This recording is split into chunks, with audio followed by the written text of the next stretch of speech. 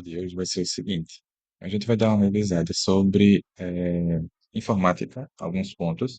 As partes que a gente vai ver vai ser protocolos de informática, protocolos de e-mail, principais protocolos que a gente vai ter, o envio e recebimento de e-mail relacionados a alguns detalhes, né, sobre envio e recebimento, os principais atalhos do sistema Linux e uns detalhes sobre nome de arquivos no Windows, né, que a gente vai poder colocar. A primeira parte, que é exatamente a parte do protocolos de e-mail, a gente vai ver protocolos que são relacionados ao envio e recebimento de e-mails, de informações, de arquivos de texto e por aí vai. Vamos colocar aqui. A primeira parte, como eu havia dito, né, vai ser protocolos de e-mail. Quais são esses protocolos de e-mail que a gente vai ter? O primeiro deles, que normalmente é bem cobrado, é o POP3. POP3. Esse protocolo de e-mail, ele significa o seguinte, que é Post Office Protocolo versão 3. Esse protocolo, ele é utilizado para receber e-mails do servidor para o computador do usuário, né? Então a gente vai colocar aqui, ele é utilizado, né, para receber e-mails do servidor para o computador do usuário.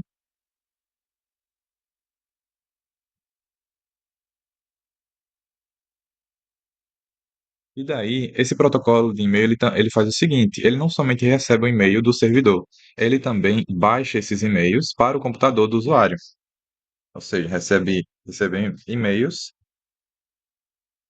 baixa no computador e ele remove, vou até colocar em vermelho, e ele remove do servidor. E essa informação é importante porque tem outro protocolo que ele faz somente também o recebimento de e-mails, mas ele não faz esse processo de remover do servidor.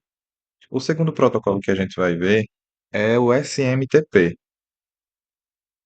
Esse protocolo SMTP, ele é Simple, significa, né? Simple Mail Transfer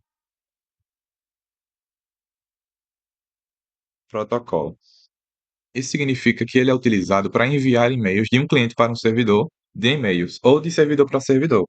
Ou seja, enquanto que o outro é para receber e-mails, esse daqui vai ser para enviar e-mails, seja de, seja de um cliente para o servidor, seja de um servidor para outro servidor. Em ambos os momentos, em ambos os casos, né, é utilizado esse protocolo SMTP.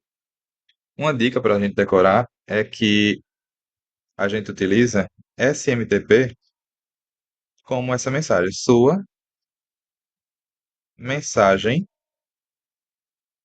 está ou está partindo,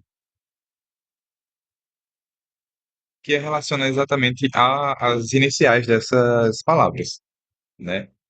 E o seguinte protocolo, o outro protocolo que a gente vai ver é o IMAP. Esse protocolo, ele significa Internet Message Access Protocol. E ele vai ser utilizado para receber e-mails, mas ao contrário do POP3, esses e-mails eles vão permanecer no servidor. Então ele também recebe, é utilizado no caso para receber e-mails. Eu vou colocar aqui, os e-mails permanecem no servidor. Pronto. Daqui a gente vai mostrar também outros protocolos que são os principais a serem cobrados, que é uma gama maior. Os principais protocolos. Esses que eu já falei, o IMAP, a SMTP e o POP3, são os que mais são cobrados, mas também tem outros que normalmente podem cair, que a gente precisa saber. O primeiro deles é o HTTP, que também temos o HTTPS. A diferença desses dois é que esse segundo ele utiliza é, uma criptografia de segurança, né? Os dois são protocolos de transferência de hipertexto.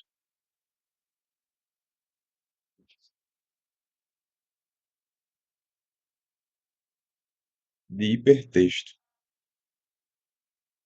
Mas esse daqui vai ser o HTTP, só que mais seguro. O próximo que a gente tem, que também é bastante cobrado, é o SSL, que ele é um protocolo de segurança. Ele é utilizado em outros ambientes também para se ter essa segurança. Protocolo de segurança. Outro protocolo que a gente tem é o IP. O IP ele também é um protocolo. Só que ele vai ser um protocolo que vai ser responsável pelo endereçamento do pacote a ser transmitido, ou seja, da mensagem, da informação que vai ser transmitida. Então, eu vou colocar aqui, protocolo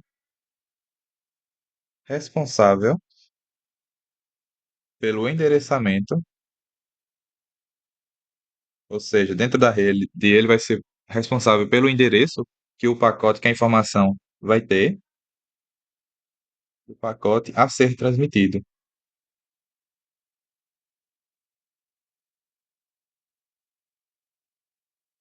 Seguindo, a gente vai ter outro protocolo que é o TCP.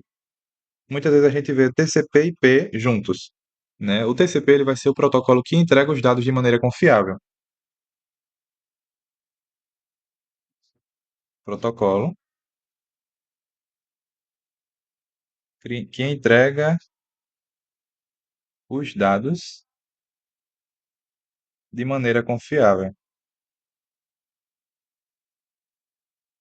Eles dois são utilizados normalmente juntos exatamente pelo fato de que, enquanto o IP vai ser responsável pelo endereço dos dados a serem transmitidos, o TCP ele vai fazer essa entrega desses dados de maneira confiável, de forma segura. Seguindo, nós temos também o FTP. O protocolo FTP ele é um protocolo de transferência de arquivos.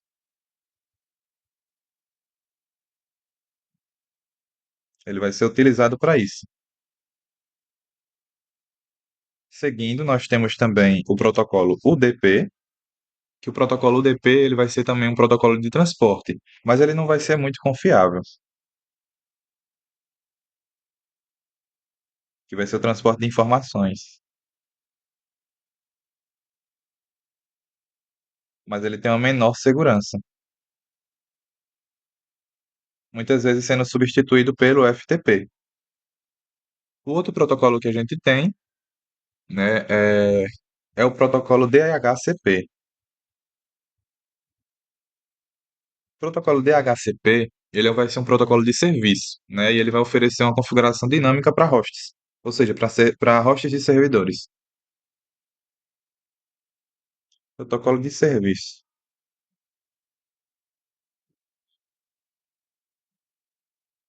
oferecendo, oferecendo configuração dinâmica. Essa configuração dinâmica é exatamente para atender a diversidade de situações.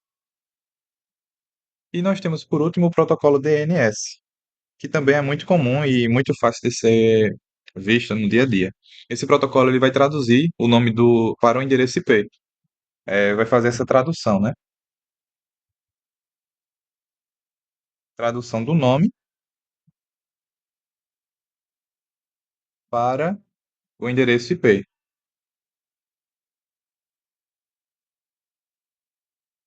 E também ao contrário, né?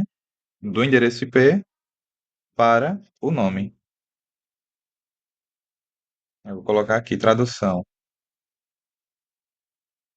do endereço IP para o nome, exatamente para que tenha essa comunicação. Daqui a gente vai seguir para o seguinte: a gente vai seguir para a parte do segundo tópico, que é o envio e a resposta do e-mail.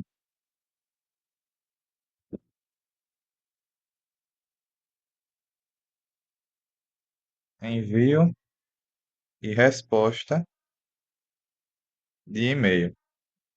Por que essa informação é necessária? Porque existem detalhes que normalmente caem. Na parte de envio, né, do envio de e-mail, a gente vai ter alguns detalhes que a gente vai, dentro de um e-mail, que vamos preencher. São informações como de, para, o assunto, o CC, que normalmente ele significa com cópia. Nós temos também esse CCO, que é o com cópia oculta. E nós temos também a parte do anexo. Muitos deles, como o D, o par e o anexo, são muito fáceis de você lembrar o que eles são. Mas, para que não haja confusão, a gente vai abordar aqui. O D, ele vai representar na mensagem o nosso remetente. E o para, ele vai representar na mensagem o nosso destinatário, que é para aquelas pessoas que a gente quer enviar a mensagem. O assunto, dentro do e-mail, ele vai ser entendido como o nosso tema.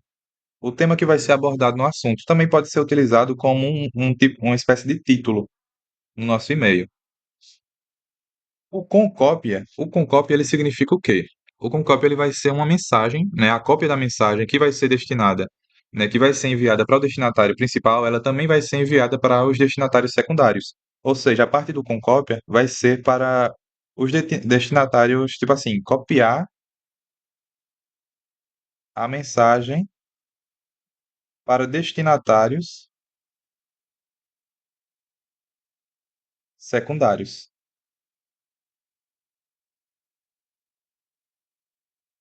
E o com cópia oculta é a mesma coisa do com cópia, só que essa mensagem, né, ela vai ser oculta. Vai ter um destinatário ali que ele vai ter o recebimento da mensagem de forma oculta, ou seja, enquanto, digamos que tenha um que eu quero enviar e as outras pessoas não irão ver.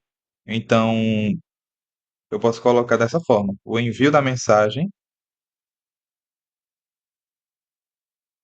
de forma oculta. Isso significa o quê? Se eu tiver 5 pessoas para mandar uma mensagem e uma delas de forma oculta, essa com cópia oculta, que vai ser, as outras 4 não irão saber que essa pessoa recebeu. Entendeu? E o anexo é simplesmente a parte do e-mail que a gente vai incluir arquivos, pode ser áudio, um texto, né, uma pasta ou algo do tipo, imagem, e por aí vai. Na parte do anexo é para anexar arquivos, né, seja eles quais forem.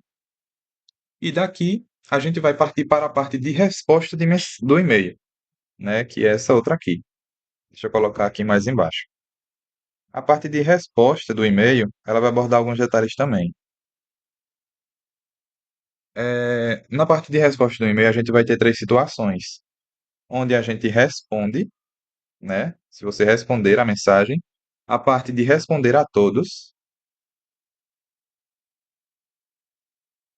e também nós vamos ter a parte de encaminhar a mensagem ou e-mail que a gente recebeu. Na parte de responder, a gente responde somente, vamos colocar assim, somente ao destinatário, ou seja, ao remetente, na verdade, somente ao remetente da mensagem. Porque na parte da resposta do e-mail, quando eu vou responder, eu sou o destinatário, né, que eu estou recebendo a mensagem, e eu vou responder somente o remetente, se eu for somente responder essa mensagem. Se eu colocar na opção de responder a todos, vai ser o seguinte: eu vou responder tanto o remetente original,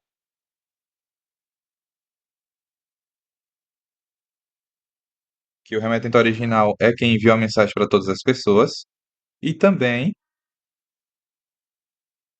eu vou responder a todos os destinatários,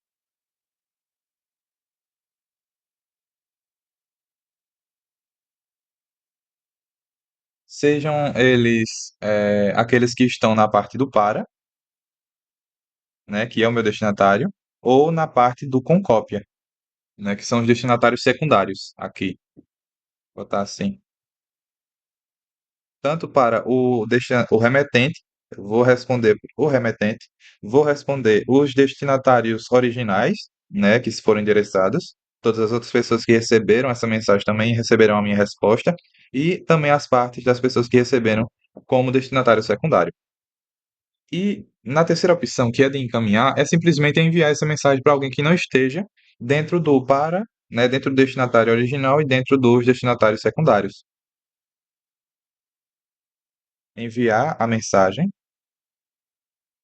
ou o e-mail, né, para alguém que não está em para, né, no destinatário original, né, destinatário mais principal, né, vamos botar assim, para os destinatários originais, ou na parte do com cópia, né, que é o destinatário secundário. Daqui a gente vai seguir para a parte de, deixa me ver, pronto, de nomes de arquivos, que é o, não, principais atalhos do ambiente Linux. É o que a gente vai ver agora. Esses atalhos do ambiente Linux, eles são atalhos que normalmente caem bastante, né? A gente vai ter alguns. Deixa eu me colocar aqui. Atalhos do Linux. Esses atalhos do Linux vão ser os seguintes. A gente vai ter alguns que são mais importantes, né? Que são bastante utilizados e que caem bastante. O primeiro deles é o bin. O bin, a gente vai ter outro que é o boot. Nós vamos ter o dev. Vamos ter o etc, que eu gosto de chamar assim, o home, isso aqui é um H, home. Nós vamos também ter o tmp e nós vamos ter o seguinte, nós vamos ter também o sbin, que é um diferencial do bin, e nós vamos ter o root. Temos muitos outros atalhos, né, que são utilizados, mas esses são bastante, é, eles caem bastante, né, são bastante incidentes em prova. O bin, ele significa o seguinte: o bin ele vai ser relacionado a programas que a gente vai ter, programas que são utilizados com frequências no shell, ou seja, são programas executáveis utilizados com frequência no shell, ou seja, são programas executáveis.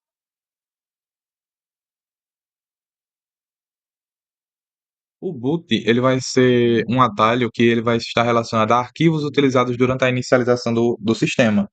Então, ele é um atalho muito importante. Vou colocar aqui arquivos utilizados na inicialização do sistema. É, o dev, ele vai ser um atalho utilizado, que é o seguinte, né? Ele vai ser um atalho utilizado que contém arquivos sobre os dispositivos, no caso de hardwares do sistema, né? Que são os hardwares conectados. Vou colocar aqui, contém arquivos de hardware conectados. Ou seja, não é do sistema, mas dos hardwares que estão conectados à minha máquina, né? Ao meu computador. O etc, né, esse atalho ele vai ser relacionado a arquivos de configuração do sistema e também sobre esses programas. Arquivos de configuração do sistema e programas também, programas voltados à parte do sistema. Seguindo, a gente tem o atalho Home, que ele vai ser um diretório que vai conter arquivos pessoais do usuário, né? Então vou colocar aqui arquivos pessoais do usuário.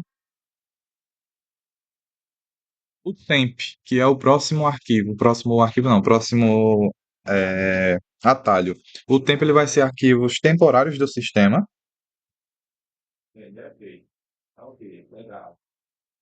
Daí a gente já tira o nome dele, que é temp de temporários do sistema. O SBIN, que é um outro atalho interessante, né, a ser abordado, ele vai estar relacionado a programas essenciais do usuário root, né, que é também utilizado no funcionamento do sistema. Então, são programas essenciais do usuário root para o funcionamento do sistema.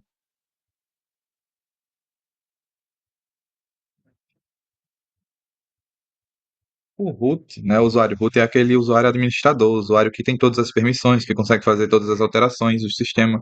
Então, por isso que existem atalhos relacionados a ele, né? E o root, o propriamente dito, né, ele vai ser o atalho que vai levar ao diretório pessoal do usuário root, ou seja, do usuário administrador, né?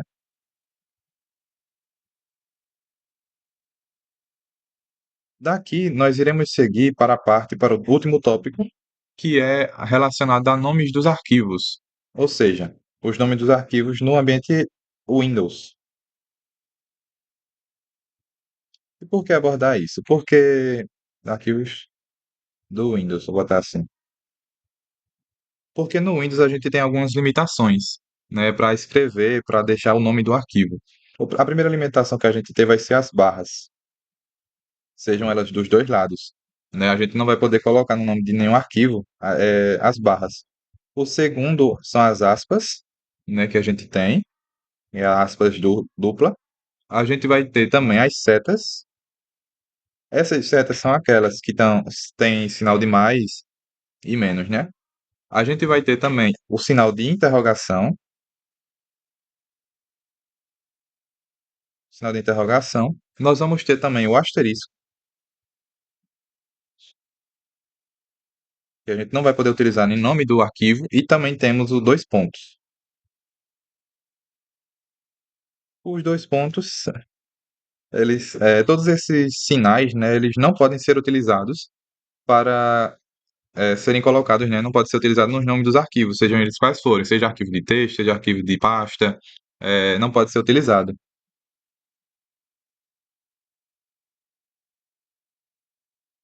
E daqui a gente finaliza.